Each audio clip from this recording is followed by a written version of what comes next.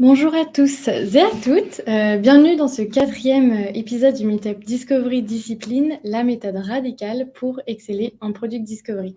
Je suis Mathilde, consultante en Product Management chez Tiga et chaque mois, Margot ou moi-même échangeons pendant 20 minutes chrono avec un acteur du monde du produit. Donc, comme vous l'aurez compris, dans ce meet-up, on parle de l'implémentation de la méthode Discovery Discipline et surtout de son impact concret sur les équipes. Et on prendra aussi, bien sûr, le temps de répondre à toutes vos questions pendant la seconde partie Q&A avec Rémi Guyot. Donc, n'hésitez pas à poser toutes vos questions dans les commentaires tout au long de ce meet-up. Alors, pour cette quatrième édition, on a le plaisir d'accueillir Nicolas Bonavent. Bonjour, Bienvenue Nicolas, merci d'avoir merci, accepté notre invitation. avec plaisir. Donc Nicolas, tu travailles chez Software Medical en tant que Head of UX et s'il y a bien une personne qui a compris les enjeux de Discovery Discipline, je pense que c'est toi puisque tu avais découvert la méthode avant même l'apparition du livre. Donc ça nous donne forcément envie d'en savoir plus sur ton retour d'expérience. Donc je te propose de commencer tout de suite avec la première question de ce meet-up. Est-ce que tu pourrais nous expliquer comment tu as amené, toi, l'implémentation de Discovery Discipline chez Software Medical? J'imagine que la publication du livre t'a aidé dans cette étape? Absolument. Et en fait, ça s'est passé de manière plutôt fluide pour deux raisons. La première, c'est qu'effectivement, il y a beaucoup de personnes qui avaient lu le livre, en fait. Donc, il y a eu beaucoup d'ambassadeurs. Donc, ça a été le premier point. Et le deuxième point, c'est que par rapport à ce qu'on faisait, il y avait déjà beaucoup de livrables, on va dire, qui existaient déjà. Et donc, la transition vers la méthode Focus a été plutôt simple. Il y avait un objectif assez précis pour passer à la méthode Focus. Et moi, ce qui m'intéressait, c'était les livrables et ces petits moments de convergence en fait très fréquents qui quelque part, je crois que c'était quelque chose qui nous manquait et c'était un sujet sur lequel on avait déjà travaillé, mais sur lequel il fallait qu'on aille plus loin et donc c'était quelque part c'était l'occasion rêvée. Alors concrètement, comment ça s'est passé Je crois que la première étape, c'est comment est-ce qu'on s'approprie la méthode, comment est-ce qu'on comprend ce que c'est le F, le O, le C, etc. Et ça tombe parce que c'est une méthode qui est plutôt simple à comprendre, hein, on y reviendra plus tard, mais ce qu'on faisait globalement, c'est ce qu'on fait d'ailleurs, c'est on prend un projet sur lequel on a déjà travaillé, sur lequel on a fait de la discovery, et on renseigne les livrables les uns après les autres. En fait, hein, ça prend finalement peu de temps, en une demi-heure, une heure, enfin, ça se fait vraiment très facilement. Et si la discovery a été bien faite, si on est au clair sur le sujet, ben, très clairement, on déroule. Hein. Je crois qu'il n'y a pas d'autre mot. Et la deuxième étape, ben, on utilise la méthode sur un vrai projet, un projet qu'on commence ou sur le projet en cours.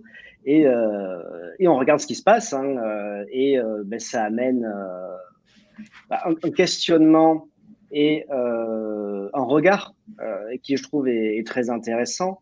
La semaine dernière, j'ai fait cet exercice avec un PO, donc en présent, donc c'était sur un projet en cours. Et donc, on déroule les livrables, hein, ça se passe plutôt bien. Enfin, il y a plusieurs cas d'usage, donc il y a des tracks de focus hein, qui se juxtaposent. Et à la fin de la présentation, bon, on finit enfin l'exercice, on va dire, il y a un blanc. Et là, cette personne me regarde et me dit, mais je ne pensais pas que mon projet était aussi simple. C'est-à-dire qu'en fait, la personne qui a travaillé pendant plusieurs mois qui continue à travailler sur ce projet, en fait, ça lui a amené quelque part on va dire, un éclairage quelque part différent sur le projet. Et je trouve que c'est intéressant parce que parfois on est pris dans un tumulte de sujets micro, de contraintes diverses et variées. Et quelque part, avoir ces livrables, ça permet de dézoomer pour reprendre un peu un bol d'air pur, si je puis dire. Ouais, totalement. En fait, Donc voilà, c'est ça vrai s'est que fait vraiment de manière très, très fluide et ça continue à se faire, hein, bien sûr. Et c'est vrai que si j'ai bien compris, en fait, la mise en place de Discovery, Discipline, ça a été plutôt simple, mais surtout ça vous a permis de résoudre une vraie problématique qui était de canaliser la divergence pour Exactement. converger au final, d'obtenir un peu en quelque sorte un garde-fou pour donner, du sens à tout cet amas, d'informations et c'est vrai que c'est souvent une problématique qui est assez récurrente, dans beaucoup d'entreprises et c'est là où suivre les 7 étapes, focus comme tu disais au travers des livrables, ça permet d'avoir un vrai cadre qui rassure. Du coup, pour creuser un petit peu ce sujet de l'utilisation de la méthode, comment vous vous organisez chez Software Médical? Quelles sont au final les parties prenantes qui interviennent à chacune de ces étapes justement de Discovery Discipline? Est-ce qu'il s'agit toujours des mêmes personnes ou pas? Non, c'est pas toujours les mêmes personnes. Il y a un noyau dur, malgré tout.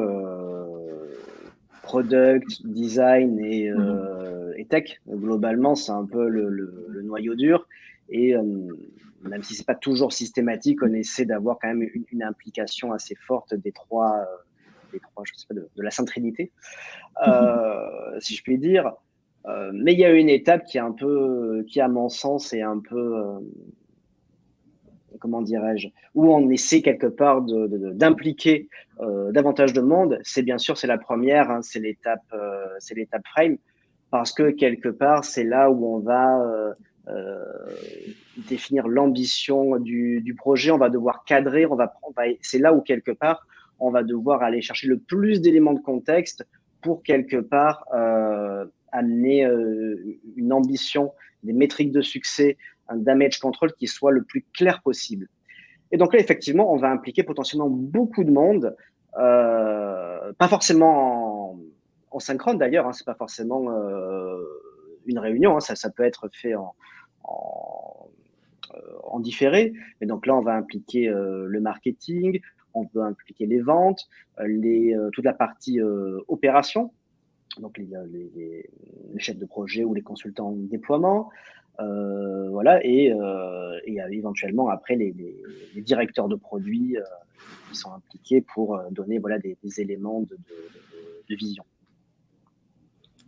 Ouais, c'est vrai que en fait, ce que tu mets en lumière, si je comprends bien, c'est vraiment, l'étape frame, elle est très importante et au final, pour vous, c'est une étape clé parce que, ça permet, de prendre le temps d'inviter, toutes les parties prenantes rattachées, de près ou de loin, à un sujet et c'est vrai que, ça permet forcément aussi à l'équipe product and design de bien comprendre le contexte, d'une problématique, d'une initiative, la roadmap, dans sa globalité Heu, donc voilà, c'est vraiment important d'inviter beaucoup de parties prenantes.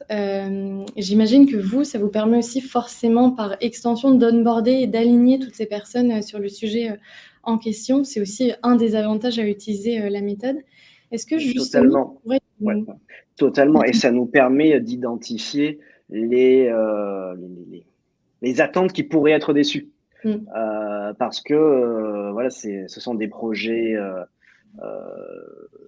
qui s'inscrivent dans le pipe d'initiative et donc parfois on peut imaginer des choses qui vont se heurter à la réalité après de la vie du produit. Hein, mmh.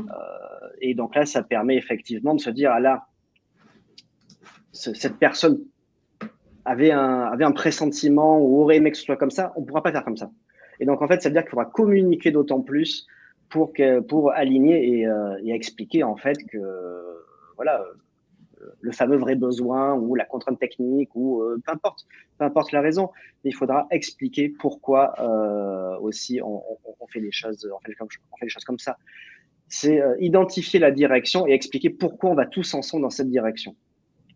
Totalement. Et justement, là, tu parles, d'alignement. Est-ce que tu pourrais, en fait, nous parler un peu plus, voilà, des bénéfices que toi, tu as pu observer dans ton équipe depuis que tu utilises, la méthode? Parce que j'imagine que cet alignement, ça en fait, partie. Alors effectivement, ces petits livrables qui parfois sont issus sont le résultat de très grands débats, hein, parce que c'est pas parce que le livrable est petit qu'il n'y a pas eu ni de sang ni de larmes. Hein, donc je crois que c'est effectivement mais c'est le prix de la clarté. Et donc ça, effectivement, c'est vraiment très, très efficace. Très, très efficace. C'est vraiment tout à fait ce qu'on cherchait. Ça facilite la compréhension et le partage de cette compréhension. Je crois qu'il y a aussi un vrai sujet, c'est que c'est une méthode qui est guidante parce que déjà le livre est facile à lire, c'est la méthode, enfin, voilà, c'est avec ses livrables, les activités qui décomposent les étapes, c'est quelque chose qui permet de donne un cap. Et le troisième point, qui je pense c'est peut-être le plus important, c'est que c'est une méthode qui nous guide. Et pour faire l'analogie avec la conduite, ben, quand on a un GPS, ben, on n'a pas à se concentrer sur le plan de navigation, on se concentre sur la conduite. Donc là, nous, on peut vraiment se concentrer sur ce qui est vraiment notre cœur de métier, c'est la prise de décision. On se concentre vraiment là-dessus. Dans nos métiers, on prend des décisions tout le temps.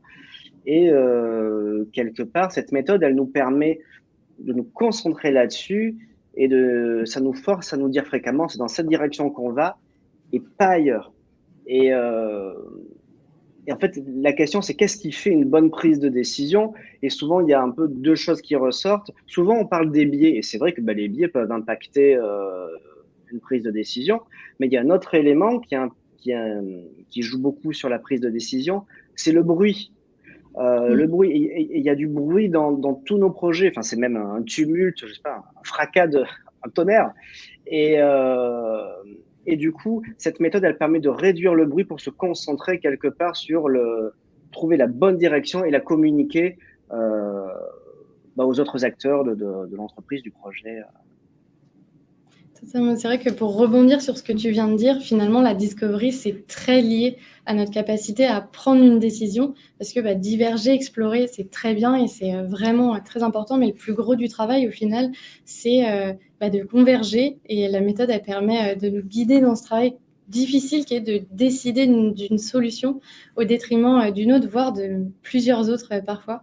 C'est aussi pourquoi c'est vrai qu'on entend souvent le retour dans les meet-ups de Discovery Discipline que la méthode, elle permet justement d'avoir ce cadre rassurant et guidant dont tu as parlé. Mais du coup, j'aimerais bien avoir ton avis. Pour toi, c'est quoi la plus-value de Discovery Discipline? Pourquoi tu recommanderais au final d'utiliser cette méthode peut-être par rapport à une autre? Alors, pour une raison assez simple, si on prend par exemple le double diamant. Le double diamant, effectivement, donc problème, solution, diverger, converger, effectivement, ça semble extrêmement simple comme ça. Et c'est vrai que ça l'est. Hein, mais quand il faut quelque part se lancer, c'est plus compliqué. Hein. C'est quand même beaucoup plus compliqué, notamment par rapport avec la méthode Focus, où les concepts sont plus détaillés et la mise en pratique est beaucoup plus simple. Par définition, parce que la méthode est plus documentée, elle est vraiment conçue pour ça. Et si on reprend la métaphore avec le monocycle et le vélo, le double diamant, ce serait plutôt le monocycle, et Focus, c'est le vélo. Et si on reprend encore la métaphore du trajet, est-ce que vous préférez faire un long trajet en vélo ou faire un long trajet en monocycle? Choisissez votre camp. Moi, je l'ai choisi. Donc ça, c'est le premier point. Puis après, il y a aussi beaucoup de méthodes qui sont très centrées sur les activités. Je pense à la méthode de conception centrée sur l'utilisateur avec planification, exploration, idéation, etc., etc. C'est des méthodes dans lesquelles il est facile aussi de se perdre un petit peu, surtout par rapport à la méthode Focus. Et je crois que là aussi, ce qu'il ne faut pas oublier, c'est que malgré toutes les vertus de cette méthode, ça reste une méthode, c'est pas une recette magique. Hein,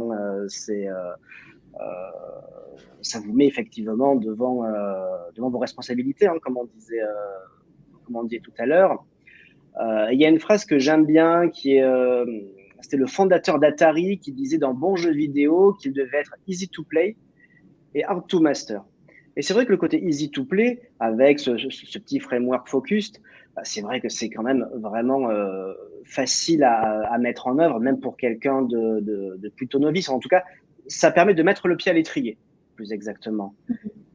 Mais c'est la question, est-ce qu'on veut juste jouer ou est-ce qu'on veut exceller, est-ce qu'on veut gagner et je crois que c'est là où la discipline, il y a la discovery et la discipline, hein, et je crois que c'est là où cette méthode, elle a une intensité, elle déclenche en fait une intensité dans le questionnement et ça pousse à faire des choix qui sont mais très forts, très forts. Et c'est un peu, ben voilà, le côté hard to master. C'est un peu comme dans tout, dans le sport de haut niveau. Ben voilà, si on veut gagner la Coupe du Monde, hein, il faut cette saison, ben, il faut être exigeant. Il faut avoir beaucoup de discipline. Il n'y a pas de secret. Mais totalement, j'aime beaucoup la citation dont tu as parlé. Au final, ça résume bien le pouvoir de Discovery Discipline, qui est, comme le livre l'indique, la méthode pour exceller en product discovery. Au final, comme tu le disais, c'est pas une formule magique, mais ça nous rappelle que tout le monde peut faire de la discovery, mais pour exceller, il faut mettre un effort vraiment particulier dans la prise de décision, et c'est là où la discipline, justement, apporte une toute autre dimension à la discovery. J'ai une petite question bonus pour toi. Est-ce que tu aurais un dernier conseil à nous partager concernant l'utilisation de la méthode? J'en ai un et c'est quelque chose auquel je crois fortement, c'est ne pas sauter les premières étapes. Ne pas sauter l'étape tout court même, hein, mais j'ai envie de dire surtout pas les premières étapes.